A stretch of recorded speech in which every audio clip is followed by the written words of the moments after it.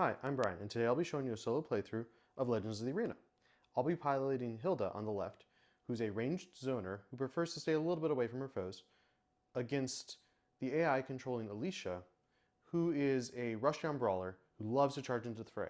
This is a pretty tough matchup for Hilda, so I thought it'd be a good chance to test my skills and see if I can actually beat my own creation. So to get set up, all you have to do, take the CPU opponent cards for whoever you're playing against, in this case Alysia. These are prototype components, but their graphic design is coming along, and I'm pretty happy with how they're developing. So we shuffle those up. You'll notice the backs actually have quite a bit of text. Those are the general instructions for playing as Alysia. So it helps explain how to deal with various cases that come up. And it's the same for all the cards. It's on the deck, so you have an easy reference to it while you're playing. You also need her cards, but you can just set those aside. And I've given her the initiative, just to make things fair. On Hilda's side, I'll set up as normal. So I grab her ultimate, set that on the bottom of the deck, 3 specials, shuffle those up, set them on top, and the rest go into my hand. So I won't actually be tracking the cards that Alysia would draw. I'm just going to be going off this deck and using the cards in the CPU opponent deck to tell me which cards to take from her stack. So, go ahead and draw a card. And we've got the Shouting Soprano, so her heavy range attack. So basically my game plan here, you figure the Alysia AI is going to run at us and try to take us out of melee. So I'm going to be playing a lot of back throughout the game to kind of step back, create distance. And then of course my ultimate, Chandelier, which hits for 8 at range 2, is something that I can attempt to trick or trap Alysia into falling prey to. It's very hard to land, but almost certainly a KO if it does. Here on the first turn though, I'm just going to go with a simple counter punch in case she does charge in, followed by a back to make space, and then finally Hilda has a power 2 range attack, which hits a little bit harder than most characters can do, and hopefully will land a second hit on Alysia. So once you've got your cards picked out, you go ahead and grab the top card of the CPU opponent deck, and in this case, Alysia is defending. So the green row is for the easy mode and red for hard. I'll be playing against the hard one here. The top tells you which move to choose based on the current state of the board. So in this case, Alysia is not on an edge, nor is she at distance 0. So we'll be going with the third column here. And she'll be doing shot, defensive pivot, and step. So I'll grab those cards out of her deck here. Shot, defensive pivot, and step in that order. And we'll set those here as if she had picked them out. All right, and then we flip the top 2 cards of both decks and resolve in sequence. So in this case, I had attempted to anticipate Alysia jumping in, but she instead made a range attack. So I go ahead and take a fatigue, and I don't hit, I miss. Go to card 2. And here Alysia is blocking. She has the option to turn. Her instructions here explain that she's going to choose to face me, all things being equal, so she will continue facing the same way. I'll step back and I'll continue to face her as well. Finally, with the third card, hoping to redeem myself a little bit with this shot here. So Alysia goes first, steps forward, gets 1 block. Thankfully my Arya has a power of 2, so I'm able to hit for 1 over the block, which is something most characters can't do, but Hilda can as a ranged focused character. All right, so at that point, this card actually goes to Alicia's discard, and this will be on cooldown for 1 turn. So we know she won't do defend again twice in a row. These cards we can just set off to the side. We'll bring them back in once we know her next move. And these are all black border cards, so as usual, they return to my hand. And we'll be joined by her next special here, Spotlight. Foes can't move. So this is quite powerful for setting up Hilda's bigger range attacks. I think from the current position, I am a little bit close to the edge for my liking, and there is some space between us. So my inclination is to try a step forward, which will not bring us fully into melee, and follow that up with a melee attack in case if Alysia does a step or a dive of her own. And then finally move back again with the goal of kind of keeping distance from Alysia, but still getting in a quick melee hit. So playing mostly defensively this round. I'm kind of holding out for her ultimate move, or at least I'll have a critical mass of special moves. So we flip over Alicia's next card here, and she has Relentless Pursuit. So sticking with the hard row there. If distance is 0, nope, she's still at range for me. She's going to do shot, relentless cleave, and dive. So she is going to close that distance but on the third exchange. So not quite what I'd hoped. All right, so step 1, she will do shot and follow it up with dive and relentless cleave. So she's using one of her specials here. For the CPU opponents, they don't have to track which specials they've used. They go off whatever's on the card. The only one they track is the ultimate, which we'll get to in a moment. So that's the order. And so right off the bat, we flip the first card, and I will do a step into the shot. And thankfully here, my block is enough to stop the shot, and Alysia can use to face me because she prefers to face the opponents, given the choice. The second card, Relentless Cleave and Punch. So we're both going to miss each other because neither of us was quite brave enough to go all the way in. And finally, I have back against her dive. So she'll jump in, but thankfully my back was timed well. I get to keep that space between us. Letting Alysia start in the same space as you is not a great idea. And of course, Relentless Cleave would have repeated here, so I dodged that attack as well. However, I'm back in the corner, which not where I wanted to end up. Okay, so these come back to my hand, and her third special. And for Alysia, this card will now go in her discard. The card previously, her Defend, will be shuffled back into the deck. So once a card is off of cooldown, we don't know the next time it's going to come up. It could come up again right away, or it might come up in a couple turns. So we have to, the only thing we can totally count out is Relentless Pursuit. Okay, so I finally drawn stage left, which is a way for me to jump to the other end of the board, which looks pretty good right now, given how close Alysia is to me and how close I am to the edge. That being said, I really want to save that for the ultimate. I have a particular move in mind. So instead, I think what I'm going to do is try to turn the board on her by stepping into melee, which admittedly a bit risky, but if Alysia is also trying to close distance, it won't hurt to be there first.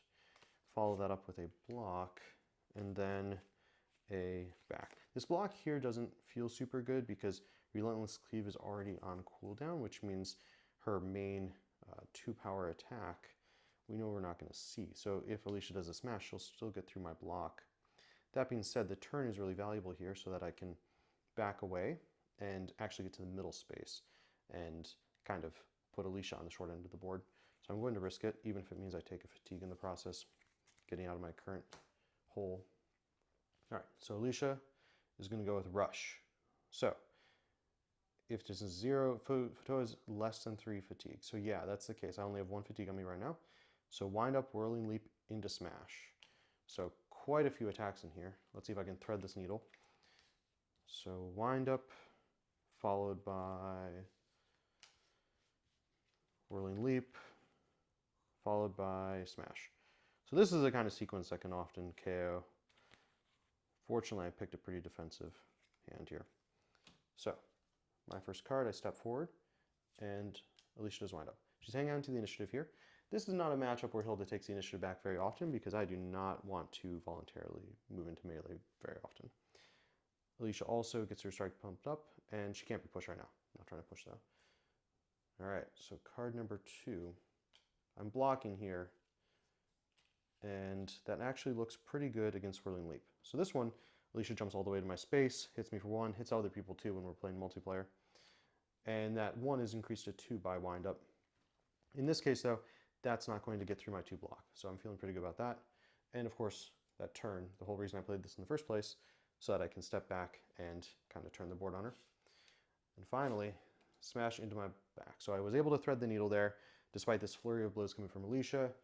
We get Hilda out of danger, and we dodge all of them. So I've survived to the ultimate, which is a great place to be in as Hilda. I can threaten a much more dangerous attack, and being in the middle is exactly where I wanted to be for that. So I'll return these to my hand, and I've still not deployed my specials, which gives me a lot of flexibility here. As a human player trying to play Alysia from here, you have to contend with the possibility of either changing to an edge space or not being able to move at all. Of course, the AI doesn't know that those are the options, but what the AI does have to encoded in their cards is all of the answers. So regardless of what I do, AI Alysia may very well do the right thing. So relentless pursuit back in the bottom, rushes out, which I'm certainly glad I don't have to deal with that move twice in a row.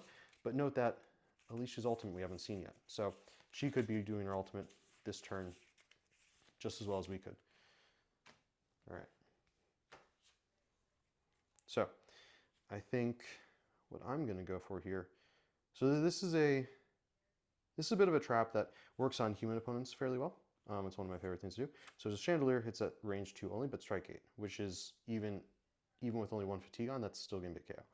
So to attempt to set that up, I will play stage left, which puts me on an edge.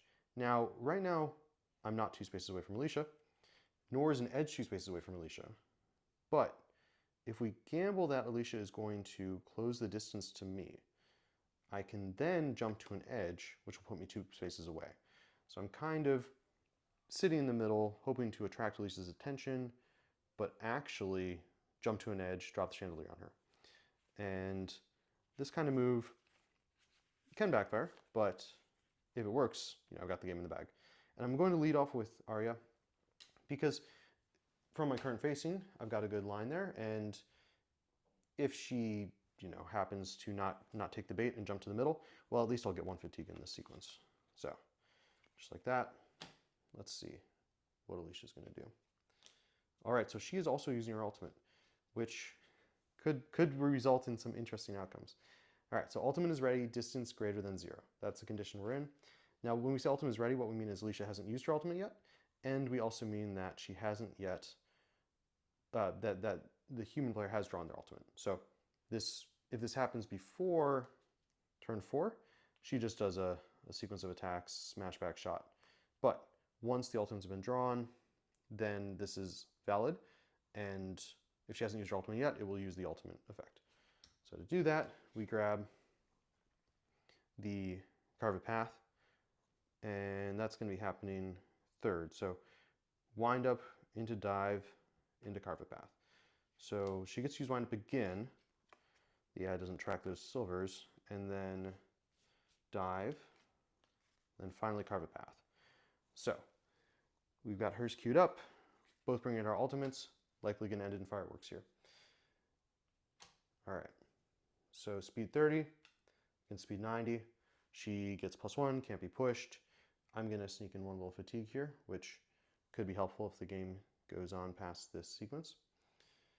Second one, dive into stage left. So this is exactly how the trap is meant to go. Alysia comes to my space first. I'm able to jump backwards. So now I've got exactly where I want, 2 spaces away. Finally, the ultimate. So here we go. This is looking very good. This is exactly what I planned for. The only hitch is that Alicia's using her ultimate too. So strike 8 at range 2. 1, 2, got it lined up.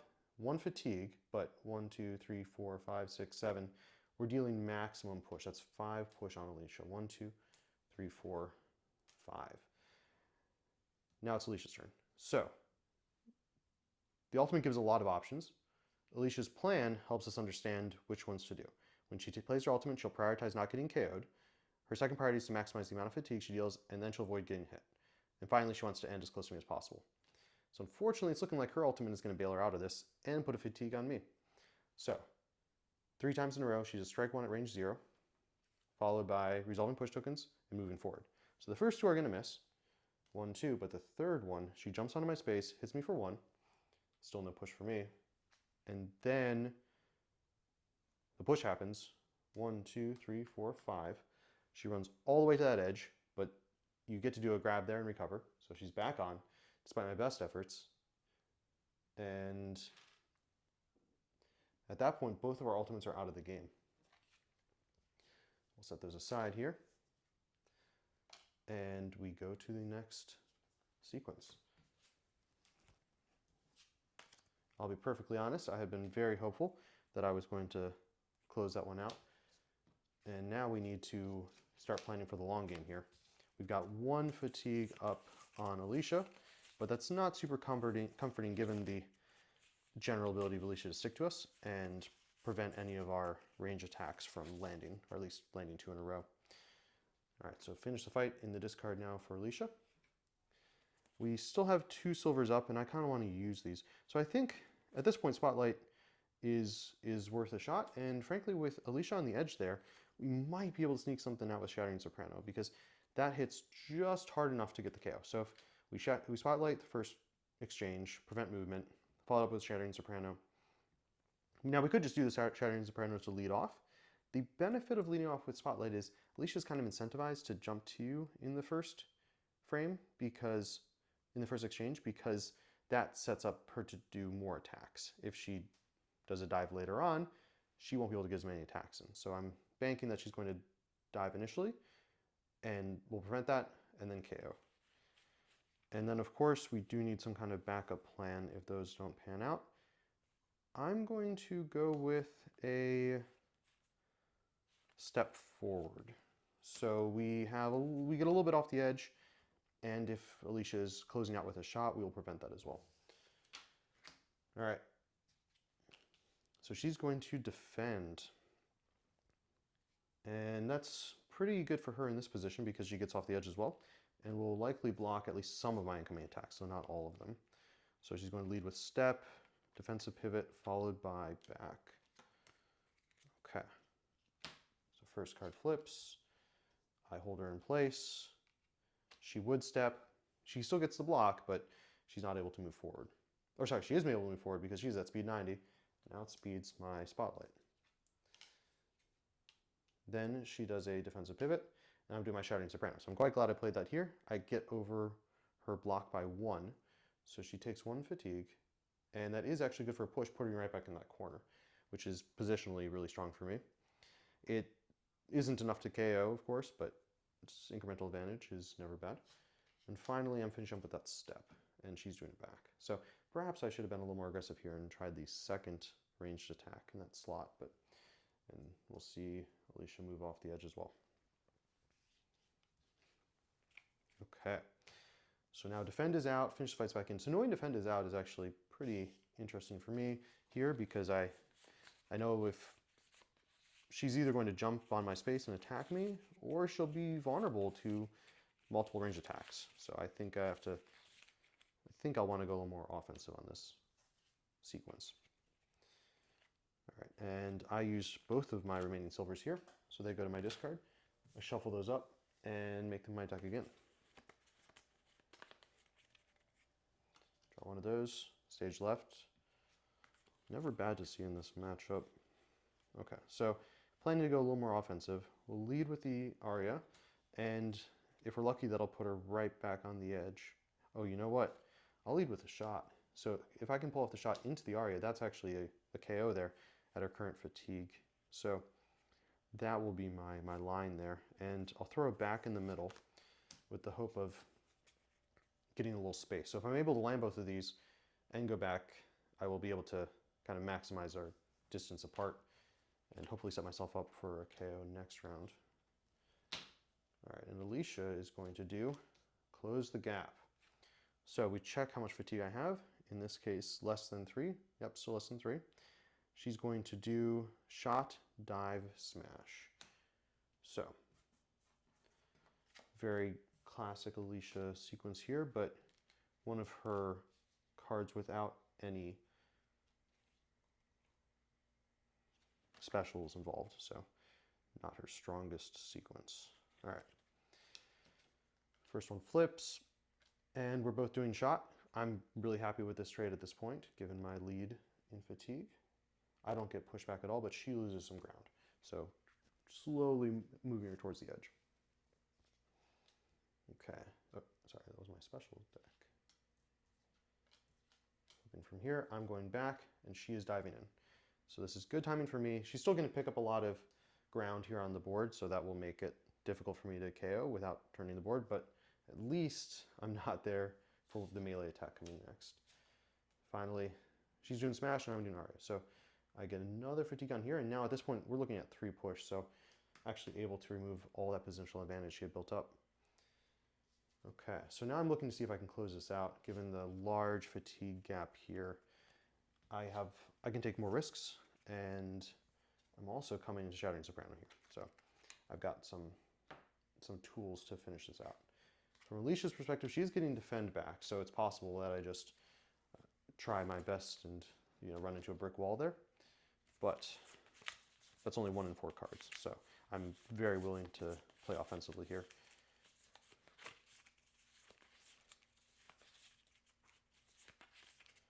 All right, so looking at Hilda's options, the value of a Shattering Soprano here is that it goes over block and gets a KO from this position, even with like going straight up against block. So I feel like I need to open with that. The biggest risk is that she jumps to me, of course, and that would put me in a position of see my attacks miss, and then also myself getting KO'd to a quick burst of damage. I think the best way to prevent that is actually to step off the edge here. And as long as she's not doing a dive in the second exchange, I can then just turn around with a shot and finish things off that way. Because she will have, if she does her dive in the first exchange, she will have dove to my space, putting herself right next to an edge again. So I feel pretty good about this. Okay. All right, Relentless Pursuit coming up. So this one we've seen before, the step into Relentless Cleave into dive. And you notice we're pretty much never using the distance 0 column because as Hilda, it's my prerogative to never end in the same space as her. So, shot into Relentless Cleave into dive. And this is a fairly aggressive play from Alysia, which I think is going to allow me a window to finish things out. Okay, now we both flip our top card, and here I've got that Shattering Soprano against her shot. So even though she's able to hit me for 1 and actually put a push token on me, given her current fatigue, I'm able to send her all the way off the board. All right, that's it. Solo mode Legends of the Arena. Thanks so much for checking it out.